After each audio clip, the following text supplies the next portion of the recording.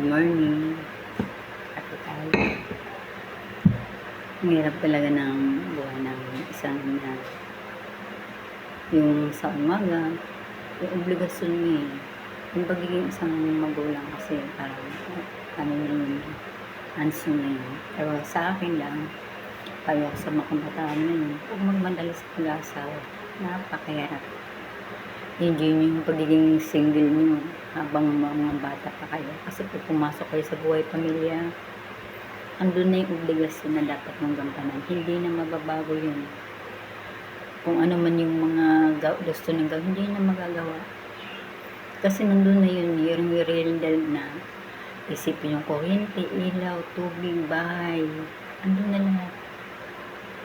Kaya mahirap din yung mga kabataan na parang ginagawang larong pag-asawa pero hindi dapat ganun. Kasi ang pagiging single kasi minsan lang yan. Pag pumasok ka na sa buhay mo asawa, hindi may babalik yan habang buhay mo ng obligasyon yan. Yung responsibilidad mo bilang isang ina, bilang isang magulang. Ang pag-aasawa kasi sa umpisa lang naman yung saya niyan. Pero tulain, puro obligasyon na ang gagampanan mo sa buhay mo. Hindi na mababago yun. Yung sasabihin na mag-aasawa ako kasi gusto ko nang tumakas sa buhay ng pamilya ko. Hindi.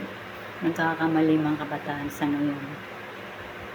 Mas napakahirap na pumasok ka sa buhay pag-asawa pag hindi parehas kayo stable.